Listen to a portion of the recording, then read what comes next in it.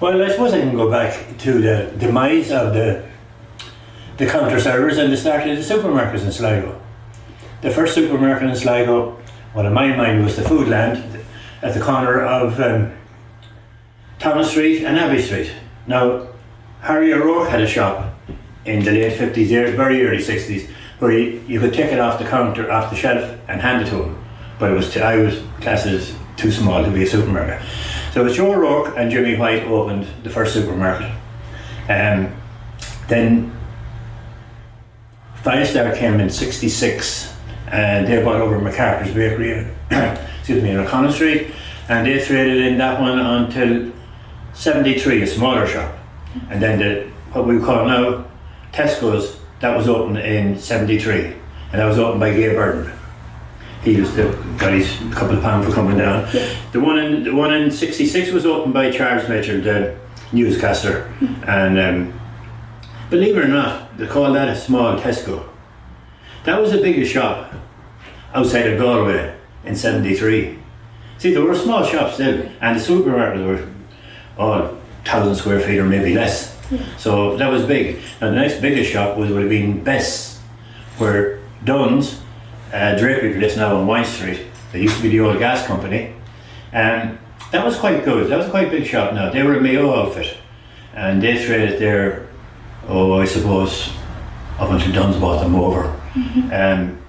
But the bigger shops, like the demise of Blackwoods, O'Connor Brothers, Bellews, Lipton's, they all faded out into the 70s. Mm-hmm. So the supermarkets then come in. Then you have, I suppose, your Lidl and your Aldi's, and the groups then got fairly big in the 60s. I'm talking about your Spars, your Mace, VG was another one, but Super Value would be an Irish outfit, and they would, how would I put it? If their store was over so many thousand square foot, it was a Super Value store. But if you didn't have that amount of space, the same company, you call it a Centra. So Centra and Super Value are the one company. They're both all. You can own your shop, but you do all your buying and stuff through Musgraves of Cork to get you the buying power. Mm-hmm. Yeah. And town's changed a lot since you knew it. Town's changed a lot. We asked that question there last week up on the Mall. What's the name of the catacombs? Yeah. And was it a better town 40 years ago? Mm-hmm. There's all the shops behind you. Yeah. Different streets laid out. I reckon it was a better town. Mm-hmm. And most of them shops, they were real families, and people lived above them, didn't they? Sometimes, yes, yeah, they would have, yeah. Yeah. And do you remember Johnson's Court before? Like, it was a furniture shop, wasn't it? No, Johnson's Court. Okay. That was Johnson's. Johnson's a big drapery department store. Okay. Was it? Oh yeah, Johnson's. Sorry. Okay. And a fine store, something like Lyons's. Okay. Something like Lyons's. Yeah. Then there was before Johnson's Court, there was another Johnson's, but that didn't last long. There was a laundrette there, coffee shop, a few things, but it didn't have the footfall to last, so that's how you have Johnson's Court now. Yeah. And what's the memories of your shop? Because you used to run. Well, I didn't open, so I opened in 1980 in High Street. Okay. But previous to that, I was assistant manager of 5 Star Quinsworth. Oh, were you really? Okay. Yeah, that'd be, it was now Tesco's today. Yeah. So you have big memories of that? Yeah, good memories. And what about restaurants and things? So a different restaurants. We had a restaurant attached to 5 Star. Okay. It was called the Ballymote. Right. And that was it's one of the first restaurants, and still, that you seen the chef cooking your food in front of you. Really? Yeah. Wow. Tommy Timoney and Brian Gillen were the two chefs there. Mm-hmm. John Ryan, I remember saying, the auctioneer, would have sold nearly every house in Rathedmond over cups of coffee in the Ballymote. Wow. The Irish permanent was next door. Yeah. And he'd say, we'll go in for a cup of coffee. Yeah. And in the early 70s, 71, 72, 73. Wow. Red Apple was being sold. Yeah. Yeah. Gosh, and there was Beezy's. Was that a restaurant? Beezy's came after O'Connor Brothers, OCB. Okay. Right. Mickey Martin. Yeah. Mickey Martin owned what we call Beezy's, O'Connor Brothers, the shop. He had bond stores for whiskies, and the wife ran the Grand Hotel in Teelan Street. Wow. So what would have been on Teelan Street now where the hotel was? It's derelict. It's the big like a hotel opposite the courthouse. Okay, yeah, right. Yeah. I know. Yeah, well, there's a coffee shop as well, isn't there? Yeah, that's below it. Okay, yeah. Right. Fifth on Teeling. Fifth on Teeling, yes. Right. Yeah. So that was all them names hotel. changed. Yeah. Okay. Yeah, that was the Grand Hotel. So big changes. Oh, big changes. Massive changes. And how do people do their business? I remember when I moved to Ireland from England, and even in Ballymote then, and that was the early 90s, the money would go across. They had that in Johnson's, where Johnson's Court is now. Yeah. They had that, and they had it in Blackman's Corner Shop. Okay. That's where the chemist is now opposite. It's opposite the post office. Yes. And now you put your own money, 2 and 6, on the bit of ticket you put in, and you pull the cord, it went into the garden office with your, we say, pension and note, and she sent out the change, and you give it to the lady. That's the way it happened. And did many people get things on tick where they would be written? Well, not since the supermarkets came in. Yeah. Okay. But before that, all the smaller shops, they gave a week's credit always. Yeah. And do you remember Coleman's? Pardon? Coleman's, the electrical shop, where Peter, you'd go of course in and you'd be paying so much. Yeah. Well, most of the televisions were rented at the beginning. Yeah. Peter Coleman was ahead of himself. He had televisions everywhere. Yeah. And then TV rentals came, and there was slot televisions came as well. Yeah. But you're back now in the 60s. Wow. So there's not many original shops left. Sure, there's not. There's Henry Lyons is.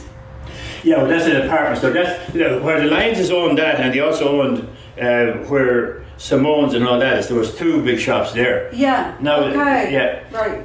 They are now subletted, like some. Okay. You have the gents, you have the ladies, etc. Yeah. So it's really the apartment store now. It's fascinating looking at some of these. Some I remember Flanagan Cycles. And that's relatively new. That's relatively new. Yeah. So this would be that's from the 50s. That's from the 50s there. Wow. You started off at one top of O'Connor Street. That was Higgins and Keefer's. Then Tom Cullen owned it. Wow. And then it was the Church Music Room. Then it was First Act of Building Society. Joe O'Brien had the candy store that became Milani Shoes. Then you had Maura Quinn's, and right down the whole way. Yeah. The lady at Lures Boys Club between was now where they're doing up the place. What used to be Lipton's one time. I think it's Gerard's. It's Gerard's now a lady shop. Yeah. Yeah, it was Boots. Okay. The Boys Club was down that lane. Okay. Gosh, there's some change. Woolworths. I remember seeing photos of Woolworths. Where would that be now? Woolworths is right opposite Penny's. Okay. Opposite Penny's, and it's not Lieber, is it? Wasn't Lieber? No, Lieber was the Ritz. Yeah, but before that, Woolworths had the 2 doors there, and across the road before the Irish Permanent took over Diamonds, Tombstones, and so they were sawing the graves. the mesa, and the dust going into Woolworths, and it was accepted. No one complained. O'Connor Street. So there was actually a great. It was, yes. Wow. That's part of Penny's now, but. Really? Yes, Penny's bought it over. And, okay. That's fascinating. So Worley's Jewellers is still there. That's still there. That's taken over 2 shops now because Hurley's got bigger. Okay. Eric House, the chemist, some people remember him still. He was next door to Hurley's, and Hurley's bought it. Okay. And then Hargadon's still there. Johnson's still there. Homemakers are upstairs. John Milani, or the mercenaries, only passed away. Mrs. Henry Sweets upstairs. Hughie Hammond, the barber. Charlie Cunningham was half of that. That's Walker's now. Palmer's, McGarrigal's.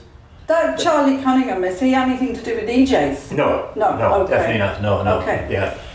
McCarthy's Bakery, I thought it was 5-star. Then they were taken over by Quinsworth. which is now Tesco. Yeah. Yeah. Permanent Building Society was where the tombstones was, Mrs. Diamond. And I'll tell you what I remember, the Smoker's Own. Smoker's Own, you had John Street, wasn't it? Yeah. And on the corner, somewhere down there, wasn't it? Just trying to place Yeah, it. well, you had a couple of smokers. Mahon and Ryan's was the one. Mahon and Ryan's would now be part of the Irish Permanent Building Society. Okay. And that was a smoker's shop. Was it? We had Smoker's Own and Kelly's in Grattan Street. Yeah. That's three. You had White's, that specialised in Captain Peterson's pipes as well. Yeah. And you also had, most shops carried tobacco and pipes then. Yeah. Totally changed. Oh, completely. Yeah. You never see a pipe now. And was O'Connor Street pedestrianised when you remember? Oh, no. Two-way street, yeah. Okay, a two-way street? Yeah. Okay, wow, that's absolutely fascinating. Like, people, the cafe, I'm just looking at this list here, the Cafe Cairo. Right. I remember talking about that. Look at this here. Yeah? There's an ad for the Cafe Cairo here. Oh my goodness, look at that. Sligo's, visit Sligo's Cafe Cairo, a famous restaurant. 4-course lunch, 2 and 6pence. Oh my That's 12.5 pennies today. Jeez. And what year would that have been? Oh, that would have been back in the 40s, late 30s. Wow. Jeez. That was a half crown. That was a good meal you were getting. Was it? Oh yeah, you have to be. Yeah, 4 course. That's amazing. Thank you so much for sharing your memories. That's brilliant.